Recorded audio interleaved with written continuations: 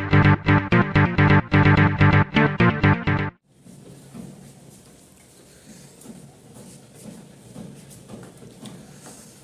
Guys, welcome to my channel. So आज जो हम लोग हमारी जो टॉपिक है वो है सेल के प्रीवियस ईयर क्वेश्चन पे ही। हम लोगों ने पिछले वीडियो में 60 नंबर तक के क्वेश्चन को कवर कर लिया था और ये हमारी टॉप 100 क्वेश्चन होने वाली है जो सेल के अलग अलग जगह पे पूछे जा चुके हैं अलग अलग प्लांट्स में। तो ये हमारी सारी टेक्निकल रिलेटेड जो क्वेश्चंस है ये बहुत ही ज़्यादा इंपॉर्टेंट हो जाती है आपके आने वाले एग्ज़ाम के लिए। सो ये वीडियो आप पूरा देखें ताकि आपको अच्छी तरीके से सारी बातों का पता चल जाए। और हम हर वीडियो में थोड़ी बहुत हर क्वेश्चन पे डिस्कस करते हुए चलते हैं, इसलिए बहुत ही ज़्यादा ज़रूरी हो जाती है आपके लिए वीडियो। और दूसरी बात जो है हमारे चैनल पर इग्नू से जो ग्रेजुएशन कर रहे हैं उसके लिए भी सारे कंटेंट जो है अपलोड किए जाते हैं। वो एग्ज़ाम स्पेशल वीडियो भी उसमें अपलोड किए जाते हैं। और जो दूसरी बात है वो है कि अगर आपको हमारे चैनल पे किसी भी चीज़ से रिलेटेड वीडियो चाहिए तो आप हमें कमेंट सेक्शन में हमें कमेंट कर सकते हैं। इसके साथ ही साथ अगर आपको कोई एक स्पेसिफिक वीडियो का अगर नहीं मिल पा रहा है हमारे चैनल पे हमारे वीडियो सेक्शन में, तो आप प्लेलिस्ट में जाएं। प्लेलिस्ट में सारी टॉपिक्स की जो है एक प्लेलिस्ट बनाई हुई है बहुत बढ़िया तरीके से, तो आप वहाँ पे जाके फाइंड करके देख सकते हैं। ठीक है, इसकी जो 3 पार्ट्स अपलोड हुई हैं अभी तक, वो भी वीडियो सारी जो है वहाँ पे प्लेलिस्ट में सेव है, तो वहाँ जाके आप चेक कर सकते हैं। ये हमारी चौथी वीडियो है, चौथी जो है पार्ट की वीडियो है। तो चलिए शुरू करते हैं हम लोग क्वेश्चन को। ठीक है, देखिए हमारा पहला क्वेश्चन है। देखिए ये भी सेल प्रीवियस ईयर के सारे क्वेश्चन हैं और ये सारे क्वेश्चन जो है रियल क्वेश्चन है। ठीक है, आप अलग अलग जो है प्लांट्स में पूछे जा चुके हैं ये सारे क्वेश्चन, तो आप इसमें जो है आपको शक करने की कोई ये नहीं है, आप देख सकते हैं मैच करके दूसरे जगह से भी। तो ठीक है, ये है हमारा पहला 61 नंबर का क्वेश्चन कि लेथ की मशीन पर अनियमित आकार के कृत्यक को थामे रखने के लिए किस प्रकार के चक का प्रयोग होता है। ठीक है, तो हम लोगों ने कल भी चर्चा किया था कि अनियमित आकार के जब जो है कोई भी जॉब जो होता है वो इरेगुलर शेप में होता है, तो उसको मेनली पकड़ने के लिए हमें फोर जो चक का इस्तेमाल करते हैं। फोर जो चक क्या होता है कि ये मान के चलिए एक जॉब है। ठीक है, फोर जो चक में चारों तरफ से वो पकड़ता है, तो ये हो गया 2 साइड से और ये 2 साइड से, चारों तरफ से इस तरह से पकड़ लेता है। ठीक है, जिससे कोई भी लेथ ऑपरेशन करने में जो है हमें आसानी होती है। ठीक है, तो ये फोर जो होता है वो सबसे ज़्यादा सेफ ये तरीका होता है किसी भी इरेगुलर जॉब को पकड़ने के लिए। ठीक है, तो यहाँ पे आंसर हो जाएगा हमारा इंडिपेंडेंट और फोर जो चक। ठीक है, तो ये हमारा सबसे ज़्यादा यूज होने वाला चक है एक कोई भी ऑपरेशन में। ठीक है, लेथ ऑपरेशन में मेनली, तो ये हमारा आंसर हो जाएगा। अगला है हमारा लेथ मशीन में क्रॉस स्लाइड चलता है किससे। ठीक है, तो लेथ मशीन में जो है हमारा क्रॉस स्लाइड जो चलता है वो घूमने की जो धुरी होती है उसी के साथ साथ लंब रूप में, ठीक है, परपेंडिकुलर जो है उसमें चलता है ये। ठीक है, ये हमारा हो गया 62 नंबर क्वेश्चन। 63 नंबर क्वेश्चन है स्लीव टेपर काटने के लिए किस विधि का प्रयोग किया जाता है। स्लीव टेपर काटने के लिए हमें जो जिस विधि का उपयोग करते हैं उसको कहते हैं कंपाउंड रेस्ट विधि। ठीक है, कंपाउंड रेस्ट विधि एक ये है जिसके द्वारा मेनली जो है इसमें लेथ मशीन में स्लीव टेपर काटा जाता है। ठीक है, अगला हमारा 64 नंबर क्वेश्चन कि किस मानक टेपर का अनुपात 20 में 1 होता है, यानी कि 1 अनुपात यानी कि 1:20 होता है। ठीक है, तो किस मानक का अनुपात 1:20 होता है, इसको कहते हैं मोर्स टेपर। ठीक है, मोर्स टेपर जो होता है मेनली इसका जो रेशियो होता है 1:20 होता है। याद रखें, इंपॉर्टेंट क्वेश्चन है। और 65 नंबर जो हमारा क्वेश्चन है ब्राउन और शार्प टेपर में टेपर अनुपात केवल 10 को छोड़। देखिए यहाँ पे क्वेश्चन थोड़ा अच्छे तरीके से आप लोग देखिए कि ब्राउन और शार्प टेपर, देखिए ब्राउन और शार्प टेपर, देखिए मेनली यहाँ पे पूछ दिया जाता है अक्सर क्वेश्चन में कि टेपर जो होते हैं कितने टाइप के होते हैं। ठीक है, तो ये 2 टाइप की हो जाएंगी। पहला हो जाएगा ब्राउन टेपर, ठीक है, दूसरा हो जाएगा शार्प टेपर।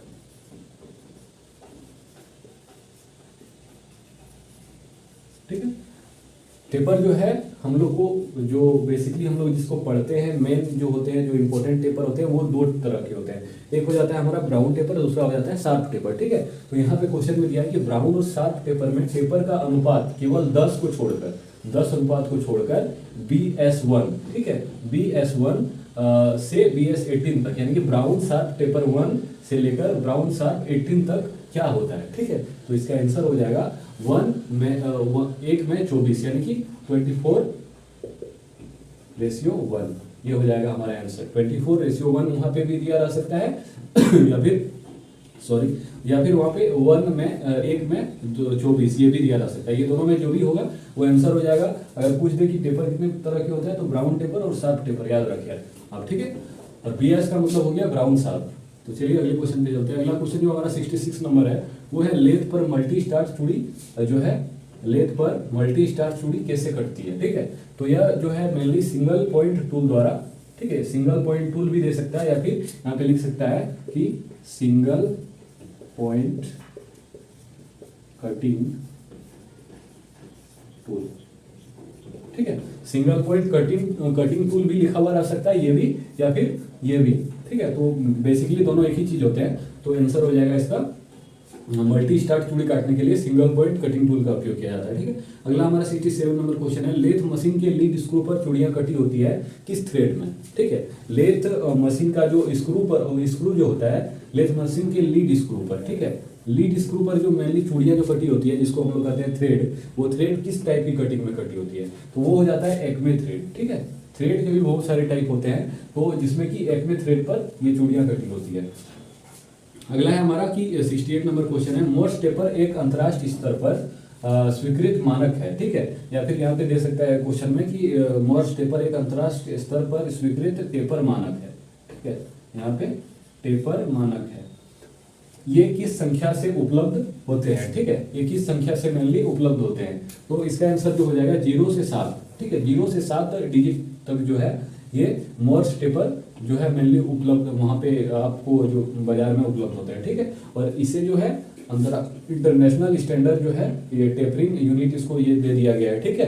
तो आप इसे भी याद रखें अगर पूछ दे एग्जाम में कि कौन से टेपर को इंटरनेशनल जो है ये मिल चुकी है, ठीक है, अंतर्राष्ट्रीय स्तर पर जो है स्वीकृति मिल चुकी है, तो ये हो जाएगा हमारा मोर्स टेपर, इसे याद रखिए। अगला है हमारा कि माइल्ड स्टील के टर्निंग के साथ किस प्रकार के चिप्स निकलने चाहिए, ठीक है। जब माइल्ड स्टील को जब ये उसका टर्निंग कराया जाता है, ठीक है, जब उसको उससे चिप्स निकाले जाते हैं, उसको जब छीला जाता है एक तरह से कर सकते हैं, तो किस तरह के चिप्स निकलने चाहिए। तो माइल्ड स्टील का ये गुण होता है कि जब उसको टर्निंग किया कराया जाता है तो उसमें लंबे घुंघराले चिप्स निकलते हैं, ठीक है। मतलब आप बोल सकते हैं इस तरह, ठीक है, लंबे घुंघराले चिप्स इसमें निकलते हैं। तो आंसर हो जाएगा हमारा लंबे घुंघराले चिप्स, ठीक है। अगला हमारा चूड़ी काटते समय यानी कि थ्रेड काटते समय सिंगल पॉइंट टूल जिस रास्ते पर चलता है उसे क्या कहते हैं। थ्रेड काटते वक्त जब सिंगल पॉइंट टूल को हम लोग चलाते हैं तो वो जिस रास्ते पर चलता है उसको मेनली हम लोग कहते हैं कि हेलिक्स, ठीक है, हेलिक्स कहा जाता है उसको, हेलिक्स वे या फिर हेलिक्स पाथ जो भी होगा आंसर में उसको आपको दे देना है। तो यहाँ पे देखिए आंसर दिया हुआ है हेलिक्स, ठीक है। तो मेनली ये हमारे 70 क्वेश्चन हो गए और 10 क्वेश्चन अभी हम लोग कर लेंगे। इसके बाद आज की जो होगी वीडियो वही 80 क्वेश्चन तक ही होगी। फिर अगले वीडियो में हम लोग 20 क्वेश्चन और करेंगे। तो ये हमारे 100 क्वेश्चन इंपॉर्टेंट जो सेल में पूछे जा चुके हैं। इसके बाद हम लोग जो है ALP की प्रीवियस ईयर में जितने भी टेक्निकल के रिलेटेड क्वेश्चन पूछे गए उसको चर्चा करेंगे और उसके साथ ही साथ थ्योरी को भी चर्चा करेंगे हम लोग। और थ्योरी जो होगी हमारी वो नियमित पैटर्न पर बेस्ड होगी, प्लस SK झा की जो बुक है उसके दोनों को मिक्स करा के हम लोग पढ़ेंगे, ठीक है गाइस। तो चलिए चलते हैं 71 नंबर पर। तो 71 नंबर जो हमारा क्वेश्चन है वो है कंपाउंड स्लाइड विधि द्वारा टेपर टर्निंग करने से क्या त्रुटि आ सकती है। कंपाउंड स्लाइड जो विधि होता है उससे टेपर टर्निंग जब किया जाता है उससे क्या मतलब गलती हो सकती है, क्या मिस्टेक हो सकता है या फिर क्या त्रुटि आ सकती है, ठीक है, ये क्वेश्चन पूछा गया है। तो इसमें क्या होता है हल्की सरफेस फिनिशिंग होती है, सरफेस फिनिशिंग बहुत लो होती है, ठीक है, सरफेस फिनिशिंग बहुत ही लो होती है।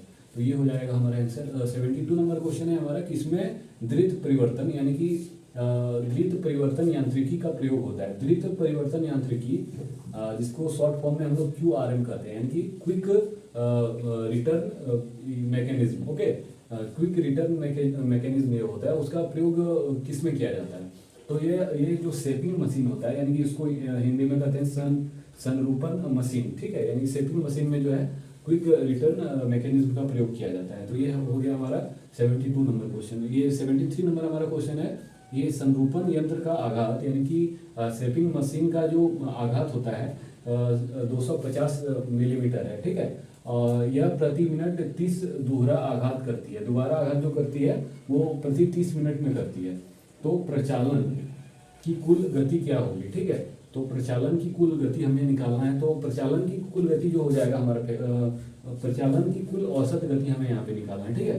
तो इसका जो हमारा फॉर्मूला होता है औसत गति, ठीक है, औसत गति इक्वल टू, ठीक है, ये हमारा हो जाता है कि संरूपण यंत्र का आघात जो होता है और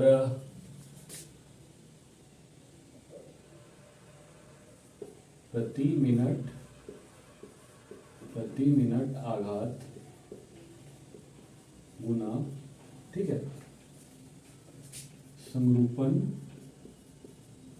यंत्र आघात बटे 1000, ठीक है। ये हमारा फार्मूला हो जाता है, ये जो है हमारा फार्मूला हो जाएगा कि औसत गति इक्वल टू प्रति मिनट आघात इंटू संरूपण यंत्र आघात बटे 1000, ठीक है। तो यहाँ पे जैसे दिया गया है कि प्रति मिनट गति कितना है 30, तो 30 यहाँ दे दिया इंटू 250/1000, तो हमारा आंसर जो आ जाएगा 7.5 जो आ जाएगा औसत गति निकल जाएगा प्रचालन की। तो चलिए अगले क्वेश्चन पे चलते हैं हम लोग। अगला क्वेश्चन है 74 नंबर। मशीनिंग करते समय क्लाइंब मिलिंग चुना जाता है, क्योंकि मशीनिंग करते समय जो क्लाइंब मिलिंग चुना जाता है उसको क्यों चुना जाता है? तो यह जो इसलिए चुना जाता है क्योंकि यह बेहतर सरफेस फिनिश प्रदान करता है, ठीक है। तो फिनिशिंग ये जो है बहुत बढ़िया तरीके से देती है, इसी के कारण हम जो है क्लाइंब मिलिंग को चुनते हैं, ठीक है, मशीनिंग करते समय। तो अगला है हमारा क्वेश्चन कि उस टूल का नाम क्या है जिसमें छोटे छोटे कटिंग एज होते हैं? तो यह ग्राइंडर होता है, ठीक है। तो ग्राइंडर में जो होते हैं छोटे छोटे कटिंग एज होते हैं। 75 नंबर हमारा क्वेश्चन है कि उस टूल का नाम क्या है जिसमें छोटे छोटे ये हो गया हमारा। अगला है कि 76 नंबर की एक ग्राइंडिंग व्हील आगे वर्णित के अनुसार विशिष्टीकृत है। तो जो है यहाँ पे देखिए, यहाँ पे दिया गया है एक ग्राइंडिंग व्हील का जो है इसका एक स्पेशल प्रकार को यहाँ पे दर्शाया गया है। तो इसमें बताया है कि प्रतीक एम, साइन एम जो है, ठीक है, ये किसको डिनोट करता है? तो यह जो है कठोरता यानी हार्डनेस या ग्रेड को डिनोट करता है एम, ठीक है। तो यहाँ पे देखिए ये तो हो जाएगा हमारा व्हील, ठीक है। तो ए से हो गया अवघर्षी का प्रकार, 60 जो है हमारा ए के बाद अवघर्षी का प्रकार के बाद जो होता है वो ग्रेन का साइज दिया हुआ रहता है। एम से हमारा हो गया कठोरता या ग्रेड, भी से हो गया बंधन के प्रकार, ठीक है। और ये जो बंधन के प्रकार का जो ये होगा मान होगा वो साइड में दिया गया है। तो ये हो गया हमारा, देखिए इसमें मेनली एक 2 3 4 5 6 क्वेश्चन बनते हैं, ठीक है। तो इसे जो हमने एक ही जो है क्वेश्चन में कवर कर लिया, तो इसे आप देख लें बढ़िया से। ए मतलब हो गया अवघर्षी का प्रकार, 60 ए के बाद जो रहता है डिजिट रहता है वो ग्रेन का साइज हो जाता है। एम से हो गया आपका कठोरता या ग्रेड, बी से हो गया बंधन के प्रकार, और उसके बाद वाला जो बंधन का प्रकार का जो डिजिट होता है वो दिया रहता है, ठीक है। तो अगले क्वेश्चन पे चलते हैं हम लोग। अगले क्वेश्चन जो हमारा है 77 नंबर का, व्हील के लोडिंग एवं ग्लेजिंग होने पर क्या करना चाहिए, ठीक है। व्हील के लोडिंग एवं ग्लेजिंग होने पर हमें उसमें जो है ड्रेसिंग करना चाहिए, ठीक है, ड्रेसिंग किया जाता है।